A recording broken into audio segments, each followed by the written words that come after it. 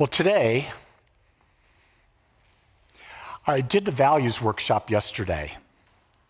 And one of the questions that we use in determining what our values are, what our unique hierarchy of values is, what do you talk to yourself about the most? I think that's just a brilliant question. And so my talk today is the power of self-talk. Because who do we converse with the most in our lives? Ourselves. There's no doubt about it. There's no one in the planet that you talk to even remotely close to talking to yourself. You could say, I've got my life partner. I've got Jean over there. She's my life partner. We talk all the time. I talk a lot more to Lee even when I'm with her. You know what I'm saying? You're always talking to yourself. So what is that sort of saying? If you're always talking to yourself and we understand the nature of our thought is what we experience, then it must mean that our self-talk creates our experience. Not what others are saying, what we are saying to ourselves. So I want to go into that a little deeper because we had this exercise come up in the mentor program the other night. And I'm just loving where this is going. It's just getting deeper and deeper as we explore in ways. Things come up in this program that are beyond anything I've ever thought of before. But I asked a group of people to do something. We were looking at 5 areas of life. So let's just take the area of wealth, okay? Think of yourself with respect to the area of wealth.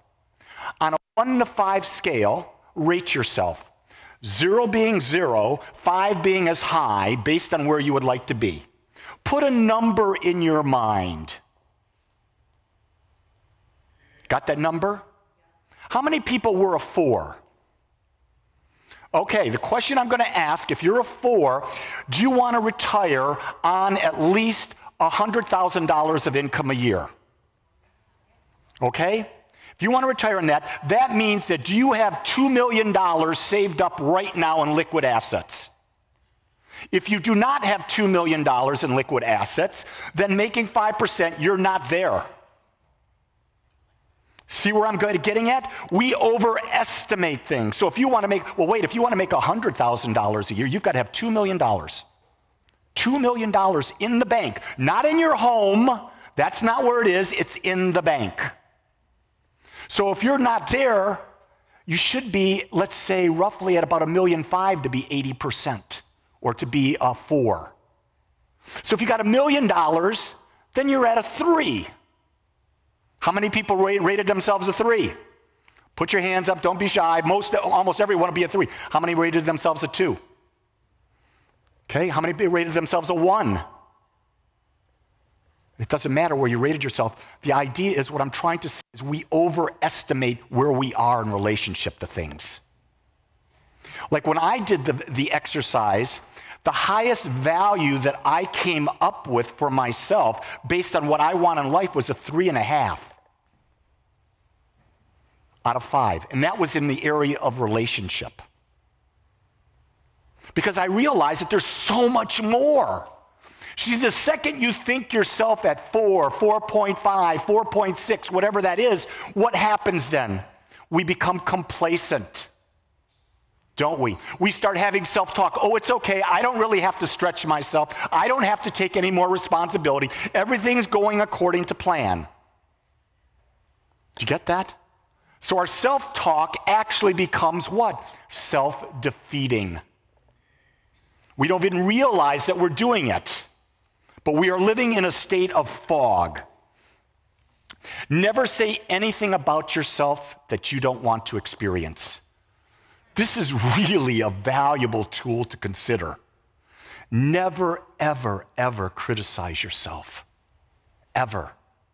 In our class this morning, we talked about the idea of competition. What I will say about competition is this. In any event, in anything you're doing, you ask one question. Did I do my best? That's it. Not did I beat the other person, not where do I stand in the rankings, not how does this work that, but where did I do the best I could in that moment? And that's the first agreement that we talked about in class was be impeccable with your word.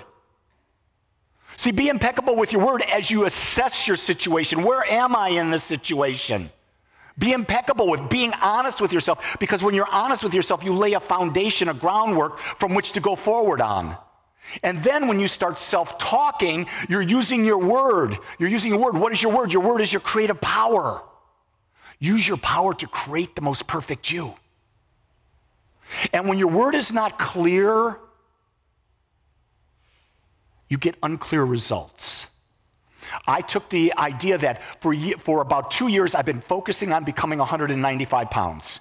And I became that, and then all of a sudden, I became 198 to 200.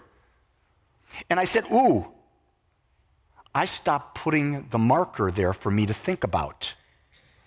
And I went back and I replugged in the 195. And you ask, why did I pick the 195?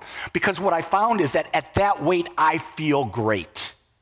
With the way I exercise, everything I do, at that weight, I feel my body's in its ultimate state.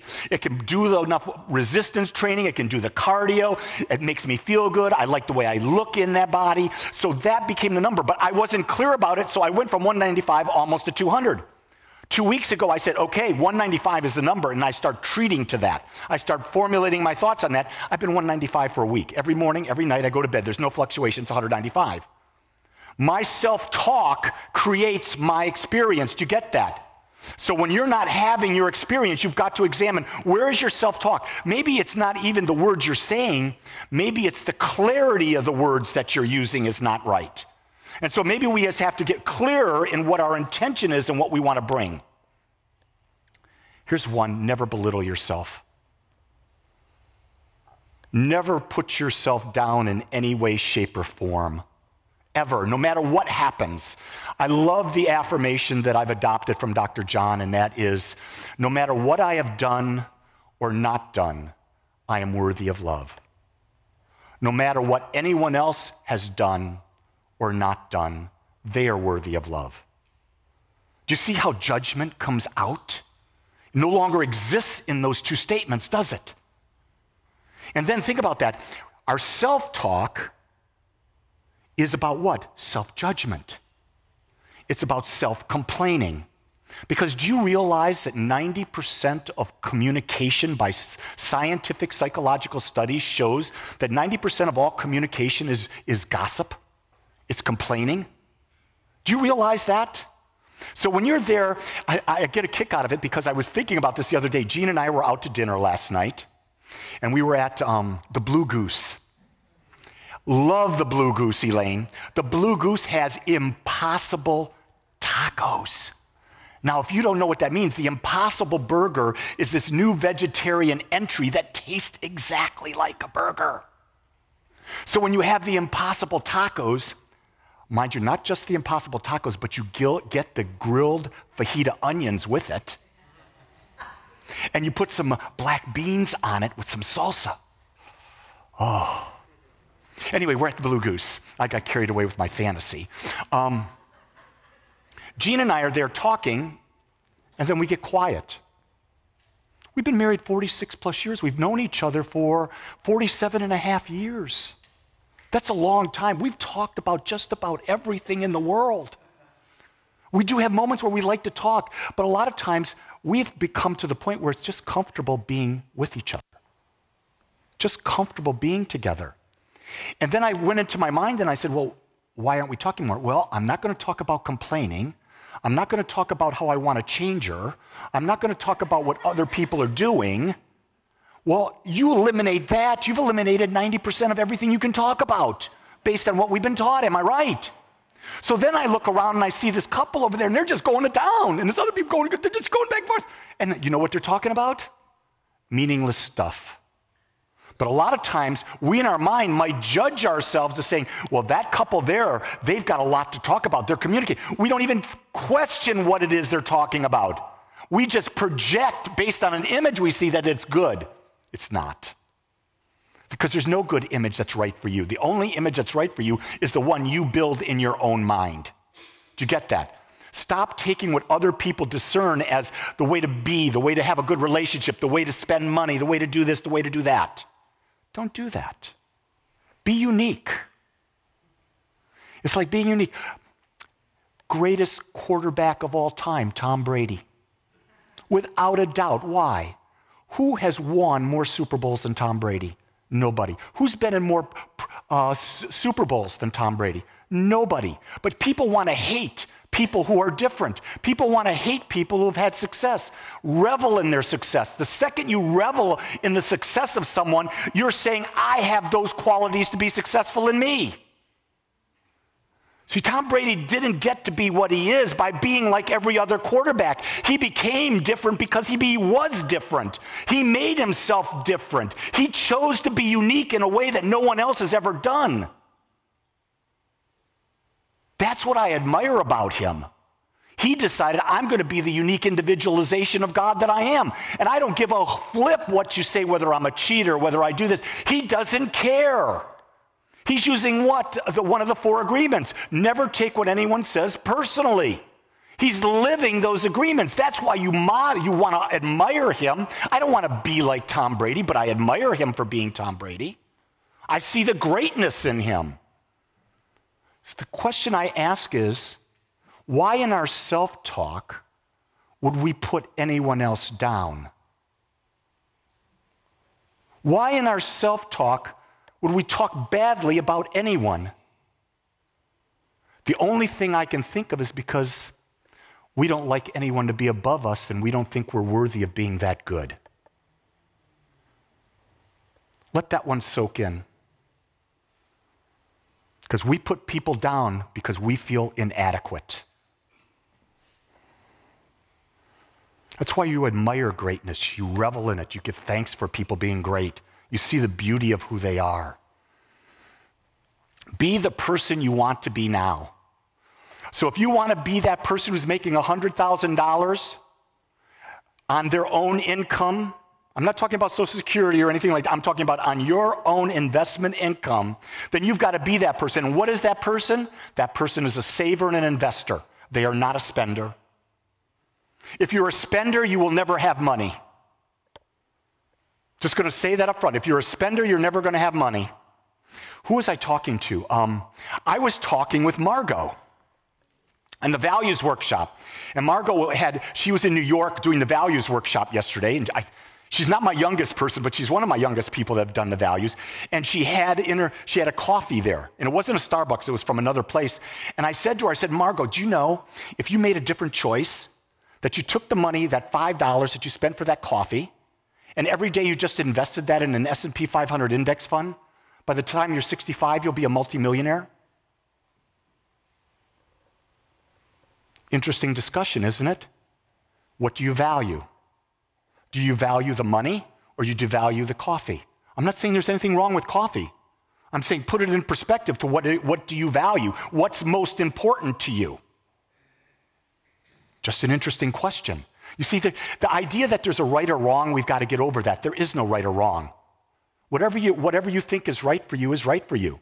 But rest assured, whatever you think is right for you, there will be consequences or there will be an outcome. It's not consequences, it's an outcome because whatever you think demonstrates certain ways. You got to be the person now. Release all thoughts of past failures, but take lessons with you. I love to fail. Do you know why? If I am failing, it means I'm going into the unknown. I'm doing new things. I'm being different than I was. I'm not playing it safe. If I'm not playing it safe, then I'm pressing and I'm stretching myself. And if I do fail, I learn from that failure, and then I move on. And I've got that much more wisdom and knowledge because how do we learn? We only learn through experience. We do not learn through studying. We do not watch a movie and see that's how I have a relationship. No, I have a relationship because I'm in the midst of the relationship. I'm fully engaged in the relationship. I'm learning from the mistakes I make in it. I'm learning from the successes I make in it.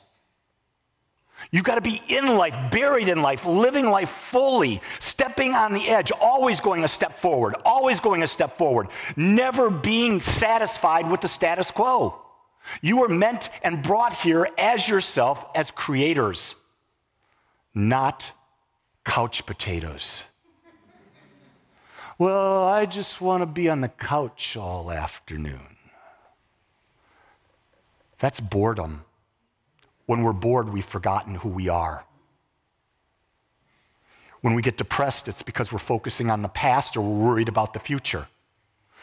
A person who is not depressed is never thinking about the past or the future. They're living in the now. The past is irrelevant when you're in the now. Do you get that? If you're fully present right now listening, nothing that happened yesterday means anything. Nothing that'll happen tomorrow means nothing. It's about being right here in this moment, right now, in this moment, being all of you. Being all of you. That's what's important. That's where the juice of life comes from. Anyone who tells you got to live in the past and go back to your past, run away from them. They're damning you to prison. Think about that. Only focus on successes, no matter how small. If you focus on all the times you've stepped into the unknown and all the things you've succeeded on, you start building a pattern of how you notice things. And no matter what you're doing in your life, every day there are successes that you have. And when you have those successes, you build and you build and you build. I had a success last night with Gene that made me the best minister ever. Ever. Because I was on Alexa. And we were doing our thing with Claire in Denver, my little granddaughter who's 9 months. And she's there and she had a mood. She had a mood and she would start to cry. And you know what we did? We took the cameras, look here, and we moved the camera. There was nothing in it. We moved it back and go, peekaboo. Or we start going, Claire, Claire, and we start clapping, or we start making faces, blowing bubbles, doing things. Why? Because you understand that if you change that child's thoughts, you change her experience. So if I'm that aware and I'm that powerful and I can work with a child, it proves to me that I can be successful at it so I can work on myself. And then I can work on others. It's contagious. Success is contagious. People want to be successful. No one wants to fail. Everyone wants to be successful. We've forgotten that we have the ability to succeed because we start talking crazy stuff about ourselves. We start talking all this negative trash over and over and over. The one shift in behavior of never saying anything that you do not want to experience will change your life beyond ways that you can imagine. I invite you today to begin the process of only saying what you want. Try it. See what happens. It's not going to be easy. It's simple. It's not easy because why? We've been conditioned. We've been conditioned to believe things. The way to do that, the best way I understand is how do I become an observer and how do I become the participant at the same time? That's a very mature step in awareness. But if that's the goal and you can start moving toward that goal, oh my God, that's where you want to be. I think about my father dying earlier this year. And I remember so many times I had to step out of being the experiencer of my dad going through the process prior to death, dealing with dementia and all the other things that he was dealing with, and because it was directly affecting me. I mean, if you get 40 calls in 2 hours from your father, saying, please give me $10,000 because I want to marry my girlfriend. And the man's in dementia. And you have to say, no, Dad, no, Dad. And then eventually you stop answering the phone because it's ridiculous because he's not going to hear anything you say, right? And so then I was there and I'm feeling this and I had to say, okay, wait a second, take a step out of your body, get above the situation and look down at the situation and see what's there. It was then I could take myself out of the emotion. I was able to go into the observer role, and in the observer role, you get the clarity. Because in the observer role, there is no emotion. You're observing things as matter of fact. That happened, that happened, that happened, that happened, that happened. That's how the divine, or when we're in perfect balance, that's how we are when we're in non-judgment. We're seeing things without having to go to one side or the other. Now, people say, why would you want to do that? I want to do it because I would like to bring myself back to state. It doesn't mean I'm not going to experience the highs. No, fully experience the highs. And when you're having the low, experience the low, but realize you don't have to stay there. You have a choice of whether you're going to stay in the low or not. You can go back and become the observer, and when you're that observer, you can say, oh, I can see the bigger picture now. I don't have to stay in this low, and now you bring yourself back to a more neutral state. You're never going to go, though, from low to extreme high. That's too big a jump. You move up the ladder of emotions. Does that make sense? And when there's non-attachment, and that's what being the observer is, you get to have that experience. Right now, in this moment, what are you saying to yourself? Are you saying, Lee's talking something that might work? Are you saying, you know, he's full of crap? This stuff doesn't work. I want you to really notice what you're noticing. And be okay that that's where you are. But what I'm trying to suggest to you is that you challenge yourself and you start to take control and say, there's no one in the world that I spend more time with than myself. Why wouldn't I speak nice to me? Why wouldn't I choose today to be kinder to myself? Why today wouldn't I take more time to be grateful for my life?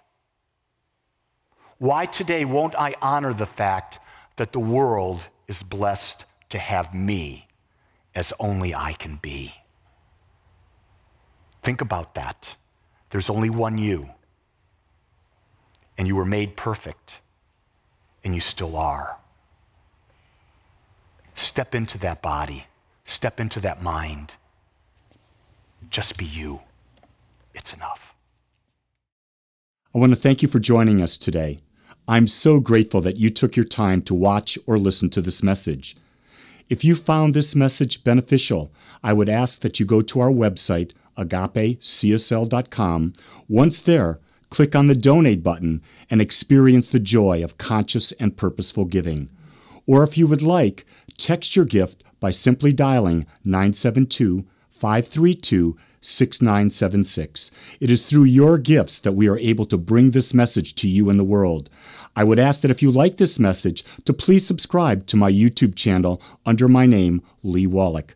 Again, I want to thank you for joining me in the Agape community as we learn how to better self-love through conscious living.